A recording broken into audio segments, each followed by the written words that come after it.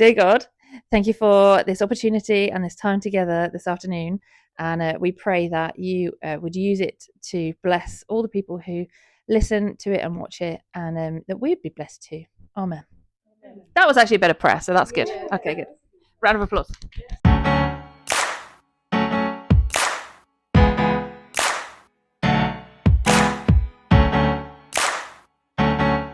Hey guys, welcome back to Christ Walk with Maria and Maya. I'm Maria. And I'm Maya. And today we've got a very special guest. Very special. Round of applause for Jude Greenfield. Woo! Thanks for having me, guys. Oh, that's How was the day? Good, thanks. Yeah, really good. Nice and sunny too. We're talking about leadership. yeah. Oh yeah, she's a leader. Could you please introduce yourself? I'm Jude Greenfield. I'm a vicar in the Church of England, and I lead a church called St Mary's in Rowner in Gosport. So we've got some questions about leadership for our leaders out there, those that are looking into getting into ministry. We just wanted to give you an opportunity to explain what you do and how you started doing it and what you think about our questions. Yeah. Have you always been a Christian your whole life? Yes, yep. I was brought up a Christian and came to faith sort of for myself as a young teenager through my church youth group. So you don't have any kind of testimony or anything? I suppose I got to sort of teenage years and started to question it for myself and think about whether I really believed this stuff, because I was always taken to church and I always enjoyed church, but I wasn't sure if I believed it all, and I asked some questions, and so I went on a little bit of a journey, and I think that's probably a lifelong journey, actually, asking lots of questions. But yeah, came to a point where I thought, yeah, I am going to believe this. I'm going to jump in. Yeah. So you had some doubt in the middle? Yeah, just question. Yeah, just wanted to make sure. Ask some things. Yeah. Oh, okay. And what was the moment that you knew that you wanted to be a leader? I wanted to be a leader. Yeah. The thing is, some of us, well, I always say to people, I think God made me gobby for a reason. Gobby is like chatty, loud. I always volunteered. I'm that annoying person that always volunteered for stuff at school, but not like in sports. Anyway, so I always had some leadership. And there was a point when I was at university, I was about 18 or 19, and I thought, I'm going to have to decide whether I have a job and a career and I lead stuff in church, Christian ministries, in my spare time, like evenings and weekends, or I'm going to have to decide to do ministry full time. And I knew that decision would be coming up at some point up towards the end of doing my degree. What did you study? I studied town planning. Everyone knows what it is. Yeah, everyone goes, huh? You're very polite. What you mean is what? Town planning. So in most countries, you have urban planners or town planners who decide what can and can't be built in the cross country, what the rules are. So the government make rules and laws, but each local council have their own plan and then allow or don't allow buildings or roads or whatever else. So all the built environment around you is actually planned and controlled more than you might think. So if you own a house and you want an extension, you need town planner's permission. So do you still do that? No. Wait, so did you go to uni? Yeah. Study it? Yeah. And then just come out and didn't do it. Oh. Yeah. Huh. Yeah, actually people do that. Yeah. Yeah. I don't know if this is direct, but how do you manage to get back up when you fall into sin as a leader? Wow. I think it probably applies whether you're a leader or not. As a Christian, part of our discipleship walk is, how do you deal with sin? How do you get back up again? I'm very fortunate to have some really good friends who help me with that sort of thing, and a great husband who's great with that sort of thing. So my really good friends, I'd say I've got some prayer partners. I tell them quite most things, I think probably everything eventually, and they sort of tell me that's not really a great idea. Maybe you should try this or try that. So I've got great people around me, I'd say, is the most important thing, because I don't think you can really do it on your own. Community, absolutely, yeah. What are some of the biggest challenges you face in your role? Oh, some of the biggest challenges are, it's a big responsibility. Huge. I feel like it's a big responsibility leading people and leading a church where people have got faith and yeah, sometimes it really scares me that something I do or say could really impact people. So I pray a lot, pray very hard that doesn't happen negatively, and that God would guide us and guide me as I lead, really. Yeah, but I'm sometimes quite scared about the enormity of it, so I generally try not to think about it too much because it's a bit off-putting. On that line, what's your proudest moment? Oh, wow. Oh, that's a good question. Wow. I think all the people that come to this church, because I've led lots of different things, but leading a church is hard because you're balancing like the people stuff, the spiritual stuff, but also the practical stuff like the building. So I haven't really had to do all of that before. I've been on teams where other people managed buildings or whatever. So managing all of it is a privilege and a challenge all the time. And just seeing people step up to roles, to volunteer, to help lead this church has been amazing. See the people come that just rock up and stay. Like you guys, Yeah. just great.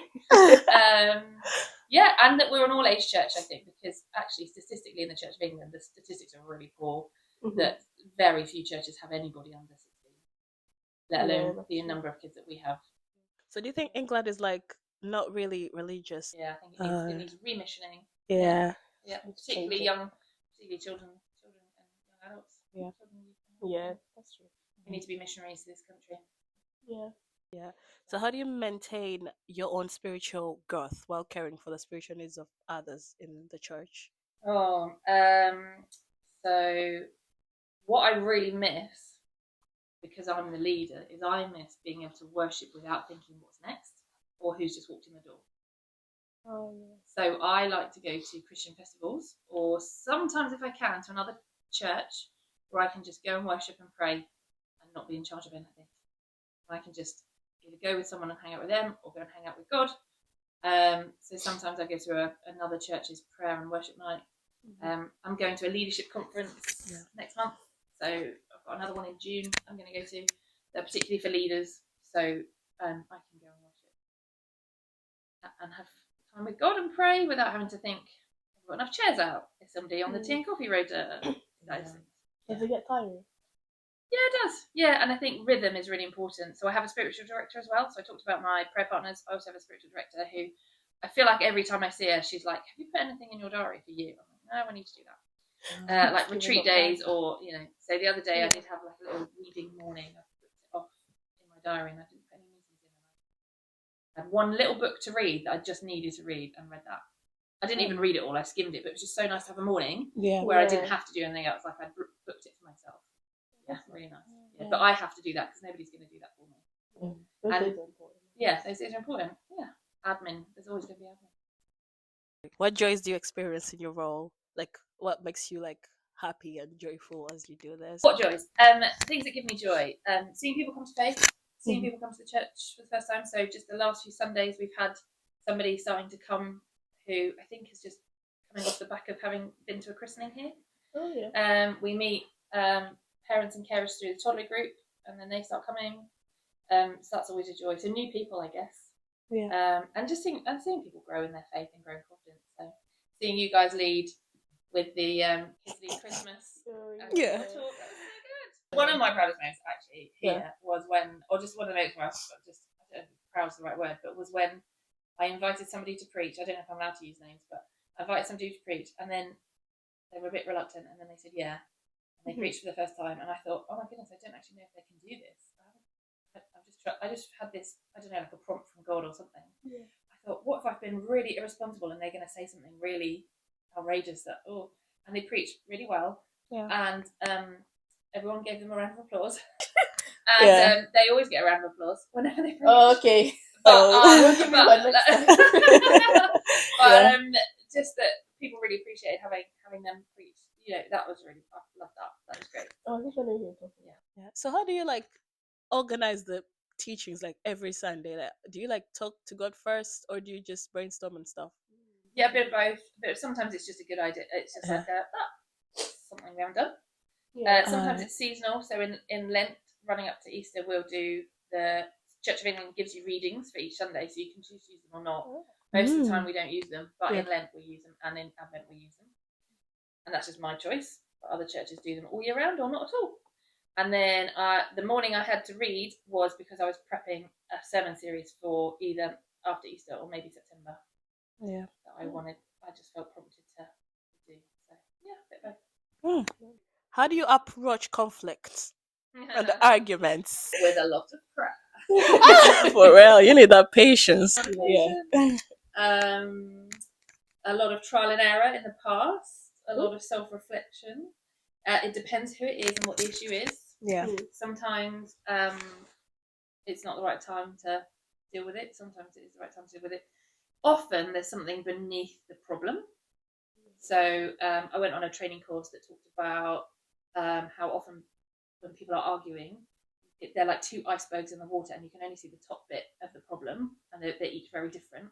But actually, if you look under the water, they're both really big, and there might be a common point further down that you can talk about. Yeah. So things like, I use phrases like, so that we can continue to work together, we need to sort this out, or so that I can care for you, I need to know what's going on, and try and find out if there's anything else happening. Because often people are in a conflict position because something else has upset them, or because the conflict itself has tapped into something really important to them that they feel really strongly about, and we need to unpack that. But a lot of people are really bad at dealing with conflict. A lot of us, depending on your family upbringing, you might be a stomp around, shout, slam the door, and then you're over it. For real. Or you might be we don't do this, we never fight. But actually that doesn't mean you don't have conflict. Just you don't fight doesn't mean you don't have conflict. Yeah. So some people walk around going, no, I'm fine. Clearly not fine. Yeah. Some people go, and you go, oh my goodness, Yeah. I'll you. And then they're like, so cup of tea? What? So knowing what you're dealing with is quite helpful as well. Yeah. So do you think it's more helpful to just say it, or just? Usually it's best to just talk about it. Yeah. You can't make people talk if they don't want to. True. And I feel like if you don't talk, it's just gonna build up even more. Yeah. Some anger. Yeah. And then explode, or leak. Either it explodes, people go, or it leaks and then it comes out in little bits. Little comments, Little shady. Shade, just little comments of shade. Oh, shade. Shade. We're giving you shade. All right. So, what do you think are the essentials of effective Christian leadership? Oh my gosh, can you break that down a bit? Like essentials, like if I could answer that question, I could write a book and I can make loads of money. Ooh, I think you should write one then. You should write one. What are the essentials of Christian leadership? Like, what should they actually like do? Like just the main things. Yeah. Long straight hair. What? What? So you're saying black people can't do this? Wow. No. Okay. Got that. They should always look trendy. No. Essentials of Christian leadership. Well, you need to know that God's called you to leadership.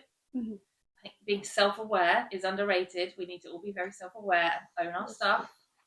Know yourself well and own your flaws and get them dealt with, preferably. That's a good one. Yeah. So how do you do that? Years of work, mentors. Yeah. Have you ever gone to like any classes to help with that? Like any people where you sit in a room and talk, that kind of thing? I've done different things. I had some coaching, which was good. I had some. I've had some mentors that I've learned from. So the way they dealt with me, I've then picked that up and used that with other people. I did do a class once called something around. It was called something like pastoral listening or something, and we did role play and like how good it made you feel when you were really properly listened to. So deep listening and deep reflection. Did a little bit in the marriage course when I was getting married. Done little bits all over and seen other people do it really well and then gone. That's comparing. Learning from wanting to learn. Oh, wow. Esteeming them and wanting to learn. Okay. Inspiring, yeah. So what else is another Christian leadership essential? Read the Bible and pray. That's the main one. For real. Keep learning. There was a bishop a while ago who said, who often gave us book vouchers, and he said when he visits clergy, he gets really disheartened if their books are all out of date. There's always new books being written. He's like, keep your faith alive, keep reading new theology books, new things. So that I've taken that on and keep trying to be refreshed and things. I don't know if I'm answering your question. Yeah, kind of. So basically, just read and pray. Read and talk Read the Bible. to people Yeah. and work on yourself and take time for yourself. I think a lot of leaders are either workaholics or so reflective they don't do anything. And it's really hard to strike a balance in between. You do some stuff, but you also rest, and you also, develop your own spirituality and relationship with God. Yeah, balance. You also get to know people and how they behave. So how you get to know yourself. Yeah. In the church, do you also learn other people's ways? Yeah. One of my pet subjects is personality profiles and stuff, and how people are wired and how people relate to each other and things like that. Yeah. Hobby. It's a hobby. A hobby. It's a hobby for Jude. So me and Maya, we've just started this. I don't know if this is a leadership thing too. Do you think this is leadership? Yes. Yeah, I think so. Oh, yeah. We've taken control to Started Invite something. people. You're Yeah. leading. Yeah. What would you advise people who think that this is they want to do the leadership, but they're just not sure how and confirmation? kind of. Yeah, I think if you do something and if you lead and people follow, then you're a leader. Yeah. So who's following you? Who's looking up to you? Then you're a leader. But then you also need to think about how are we going to lead those people on a journey, and maybe think a bit about that as well. But I definitely would call you pioneers because you've just gone and started something. You can be a leader and not a pioneer. So you can lead stuff that's already started. Yeah, we can. But you can pioneer stuff. Yeah. What would you tell them to keep going? Yeah. I would tell you to keep going. Okay. Yeah. And if there's other people like you, Yeah. give it a go. Yeah. Give it a go. If you've got, especially if God's laid something on your heart that's like a passion, like you started this because you want there to be something for you and your friends, a resource that isn't there. So you're just going to get on and do it. Love that. Oh, that's true. Love Yeah. that. Just fill that gap rather than go, oh, there's nothing for me. Ask that question. Did you already answer the question about how did you know to become a leader? I sort of did. I said I was always a bit of a leader. I always led stuff. Oh, you're a gobby. But Gobby, that one. Well, how did you know to become a leader? A vicar. So I was really fortunate and grew up in churches with lots of encouragement to lead. So there was a youth group, and we were encouraged to take turns leading at the front or leading Bible study groups. So I had a lot of chances to have a little go all through my life. And then at university, we sometimes had to run project groups and stuff, and I often ended up leading or co-leading a group or whatever. So I knew I had leadership in me, but I didn't necessarily know what to do with it. And I went to churches that were really, really big, and we were encouraged to lead, again, like home groups, Bible studies, whatever. And then I was asked to take a lead within the student ministry. And then I got a job in the church as a student worker and ran the gap year. And I had been in large churches where there was a couple of vicars, but nobody very rarely wore a clerical collar. So we all just, leaders were leaders, and it doesn't matter if you were ordained or not. And then my husband and I took a year to travel with some missionaries, and we thought about maybe a mission abroad. And then we thought, well, maybe not. And we prayed and prayed and prayed, and we were like, we didn't really feel like God was answering our prayer. We didn't really know what he answered. And then we thought, well, we're going to have to come home to England, so we're going to need jobs. And I thought about studying theology, and then suddenly, over a course of about a week or two, it clicked that actually maybe I should think about training ordination, because I realised I was looking at a lot of Christian charity jobs. I thought, I wonder if actually what I need to do is just run a church. And that's when it clicked, and it was like a thought that then became an idea that then felt like it rang true in me. And then as I started to pray about it, and then I told some friends, it was as if they had all seen it in me and I just hadn't seen it. They were like, yeah, we knew one day you would. I was furious. I was fuming. Then why did you tell me? You could have told me. You could have told me. Yeah. You could have told me. What do you mean? So then we got back to the UK, and I went to staying with my parents actually, and their vicar had married us when we got married, me and Dan. And so I went to talk to him. And I was like, wanted to know what happens with ordination. I thought he'd send me away with a list of books. Yeah. And he went, actually, do you need a job? Because I need a student worker, and we've done that before. So why don't you come and work for me, and we'll talk about ordination as we go. So that's what happened. Was you nervous when you started? Yeah. We started thinking about ordination. Mm-hmm. Yeah, because I was like, well, I'm young and I'm female, and there's not a lot of those in the Church of England, or that I knew of. I didn't really know how it worked. I was clearly I'm not very Church of England-y, because I've been to large churches where they didn't really do a lot of what might be quite standard Church of England stuff. So I felt a bit at sea, a bit lost with some of the stuff they were saying and some of the words they were using, and went to an interview thing where they said, let's sing this hymn, and I didn't know it. And I was like, what is this? What am I doing? What am I? Lord, is it you? I'm not doing it if it's not you, Lord. That's great. And there's like doors open. Yeah. How can you encourage greater engagement for young people into the church then? Do you mean me or churches generally? Yeah, churches generally. Yeah. Well, I kind of want to know what you guys think. Like, what has worked well here, and what would you like to see more of? Because you're young. So I could say what I think, but I'm not young anymore, sadly. Yeah, you're still young. Thanks. Yes! She's 20.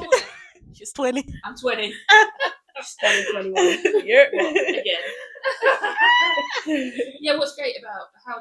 I feel like High Tide was so good. Like, yeah, it was like the events that we used to go to. Yeah. And like some of them used to be like going to other churches and just meeting singing other and, people, other young meeting people other as well. people, yeah. Meeting other like-minded young people. Yeah. Yeah, just seeing how they are. Yeah. Yeah. That's really fun. Yeah. Yeah, that was fun. Yeah. Well, It was so good.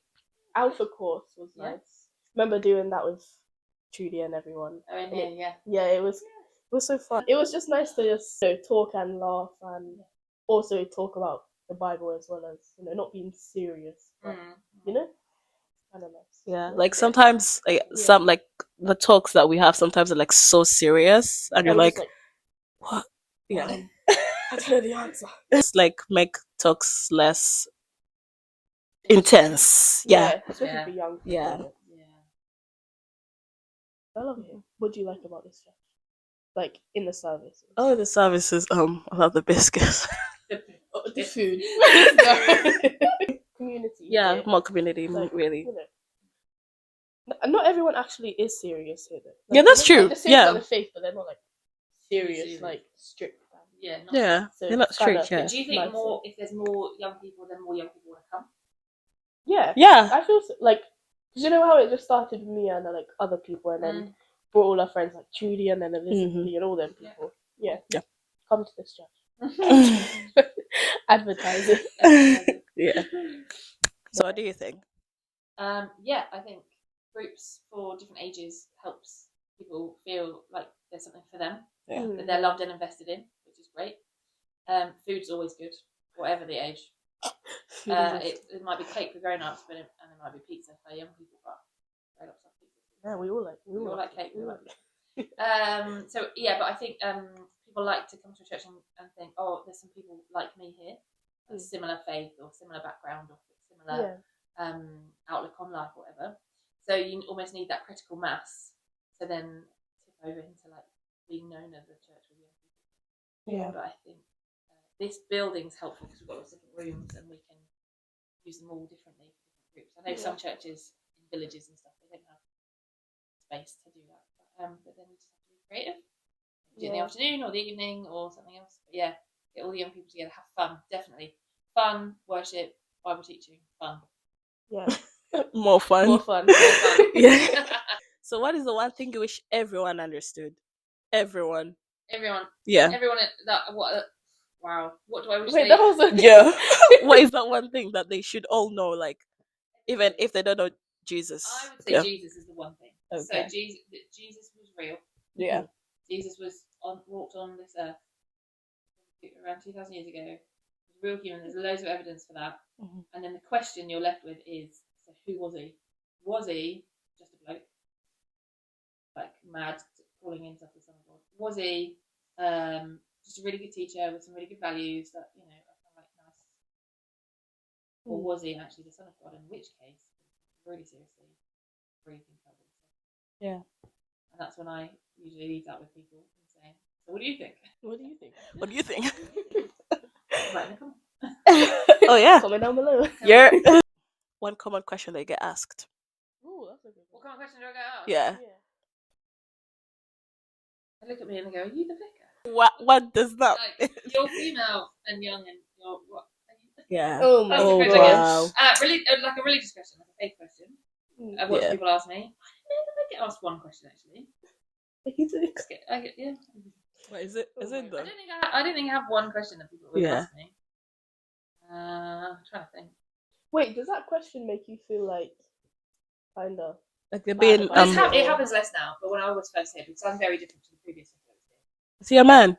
Huh? Yeah. Is he online? A man. A man. Is he online? Like, what?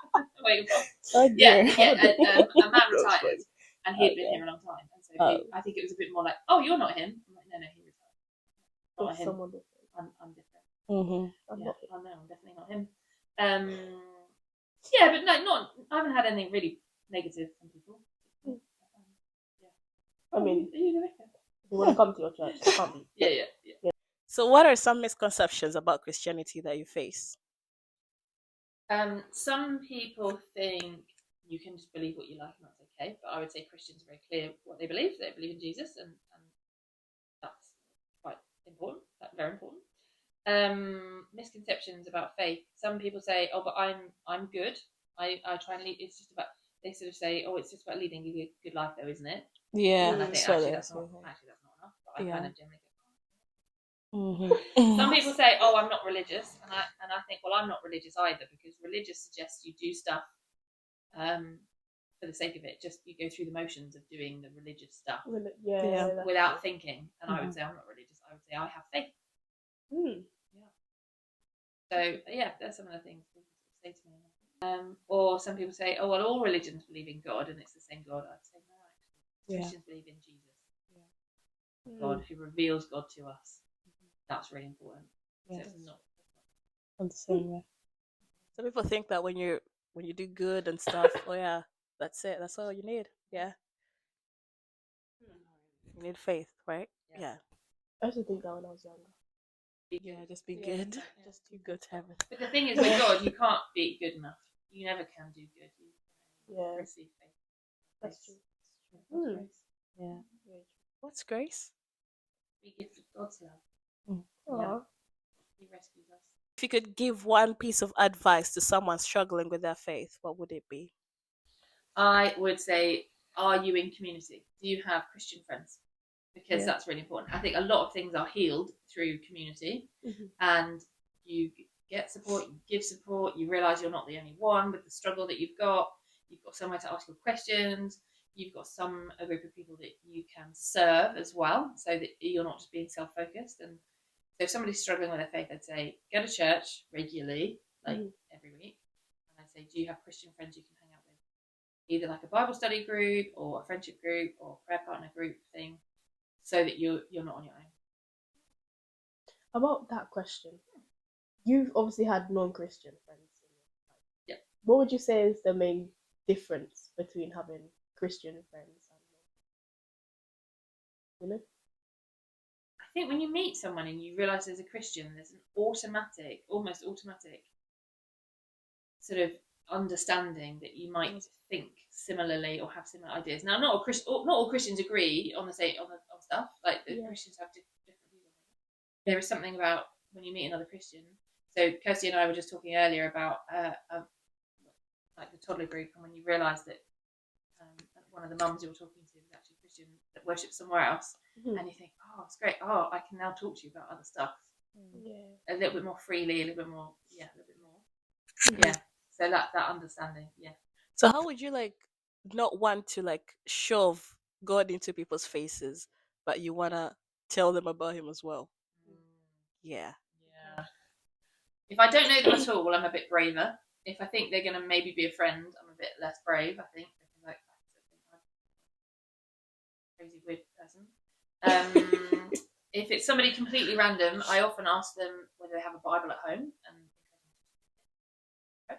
good place to start with any. And then other people, so sort of parents that I've met through my daughter's school, I maybe just tell them what I do, and if they ask questions, great, and if they don't, fine.